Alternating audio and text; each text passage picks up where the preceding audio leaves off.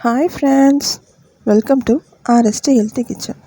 For more videos, subscribe my channel. Hi friends, இன்றைக்கி பார்க்க போகிற ரெசிபி என்னென்னா கரம் மசாலா தான் செட்டிநாடு ஸ்டைலில் எப்படி அரைக்கலாம்னு சொல்லியிருக்கேன். ஸ்கிப் பண்ணாமல் பாருங்கள், அப்போ தான் உங்களுக்கு புரியும். என் சேனலில் ஃபஸ்ட் டைம் பார்க்குறீங்கன்னா என் சேனலை சப்ஸ்கிரைப் பண்ணிக்கோங்க. பக்கத்தில் இருக்க பெல் ஐக்கானை கிளிக் பண்ணிக்கோங்க. அப்போ தான் நான் போகிற வீடியோஸ் உங்களுக்கு வரும். இது வெஜ் நான்வெஜ் ரெண்டுத்துக்குமே யூஸ் பண்ணிக்கலாம். வாங்க இப்போ வீடியோக்குள்ளே போகலாம். இதுக்கு அடுப்பில் ஒரு கனமான பாத்திரத்தை வச்சுக்கோங்க. வச்சுட்டு 2 ஸ்பூன் பட்டை, 2 ஸ்பூன் லவங்கம், 2 ஸ்பூன் ஜாவித்ரி, 2 ஸ்பூன் அன்னாச்சிப்பூ, 2 ஸ்பூன் ஏலக்காய், இதெல்லாம் வாசனை வர வரைக்கும் வறுத்து எடுத்துக்கோங்க.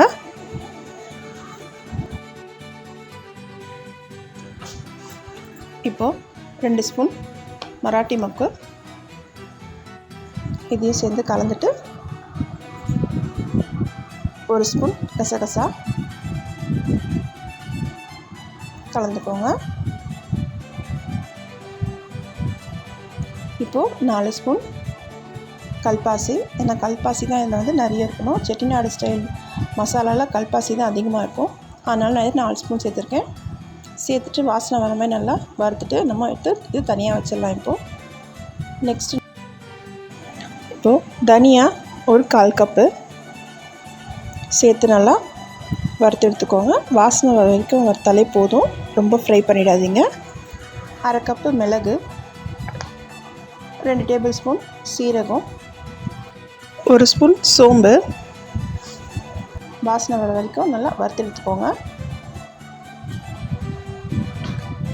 வாசனை வரைக்கும் வறுத்தாலே போதும். ரொம்ப தேஞ்சு போச்சுன்னா மசாலா வந்து கசப்படுத்துரும், அப்புறம் நம்மளுக்கு நல்லா இருக்காது மசாலா. அதனால் வாசனை வர மாதிரி வறுத்தாலே போதும். இப்போ நல்லா வாசனை வருது நல்லா. இப்போ எடுத்து ஒரு தட்டில் மாற்றிக்கலாம். இப்போது காஞ்ச மிளகா வந்து நான் 10 to 15 நம்பர் சேர்த்துக்கலாம். நான் 10 தான் சேர்த்துருக்கேன், ஏன்னா இது நீட்டு மிளகா. நான் காரம் கொஞ்சம் கம்மியாக தான் யூஸ் பண்ணுவோம், அதனால் நான் 10 சேர்த்துருக்கேன். உங்களுக்கு வேணால் 10 to 15 உங்களுக்கு காரம் எவ்வளோ தேவைப்படுதோ அது நம்ம சேர்த்துக்கலாம். இதையும் நல்லா வறுத்துட்டு எடுத்துடுங்க. லாஸ்ட்டாக நம்ம 1 கப் தேங்காய் துருவல் தேங்காய் சேர்த்துக்கணும். ஏன்னா செட்டிநாடு மசாலானால தேங்காய் இருக்கும் அதில். அதனால் தேங்காவை நல்லா தண்ணி எதுவும் இல்லாமல் ட்ரையாக நல்லா ரோஸ்ட் பண்ணிக்கோங்க. தீயாமல் ரோஸ்ட் பண்ணுங்கள், தீஞ்சிச்சுன்னா நல்லா இருக்காது. அடுப்பை சிம்லேயே வச்சு நல்லா ரோஸ்ட் பண்ணி எடுத்துக்கோங்க. இப்போ நல்லா ப்ரௌன் கலரில் வந்துடுச்சு, கருகாமல் ப்ரௌன் கலரில் எடுத்துக்கோங்க. இது இப்போ ரெண்டுத்தையும் ஆற வச்சிடலாம். நல்லா ஆறினதும் நம்ம மிக்சிலே அரைச்சிக்கலாம். இதில் தேங்காய் சேர்த்துருக்கோம், அதனால் கம்மி குவான்டிட்டியாகவே அரைச்சி வச்சுக்கலாம். இது ஒரு நல்ல ஏர்டைட் பாக்ஸில் போட்டு வச்சிங்கன்னா ஒரு மாதத்துக்கு நல்லாயிருக்கும். ஃப்ரிட்ஜ்லேயும் வச்சு யூஸ் பண்ணலாம். ஃபஸ்ட்டு இதெல்லாம் சேர்த்து அரைச்சிடலாம். அரைச்சிட்டு நம்ம பார்க்கலாம். இப்போ பாருங்கள் நல்லா அரைஞ்சிடுச்சு. இப்போ இதை கொஞ்சம் ஆற வைக்கலாம். இதை ஆற வச்சுட்டு நம்ம நெக்ஸ்ட்டு தேங்காவை போட்டு அரைச்சிக்கலாம்.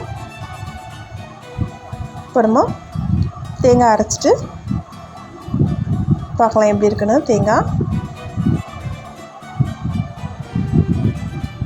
தேங்காவும் அரைச்சாச்சு. இப்போ என்ன பண்ணலான்னா, நம்ம ஃபஸ்ட்டு அரைச்சி வச்ச பவுடரையும் அதுலேயும் சேர்த்து ஒரு 2 சுற்றி எடுத்துட்டிங்கன்னா எல்லாம் மிக்ஸ் ஆகிடும். அவ்வளோதான், நமக்கு அருமையான செட்டிநாடு கரம் மசாலா ரெடி ஆகிடுச்சு.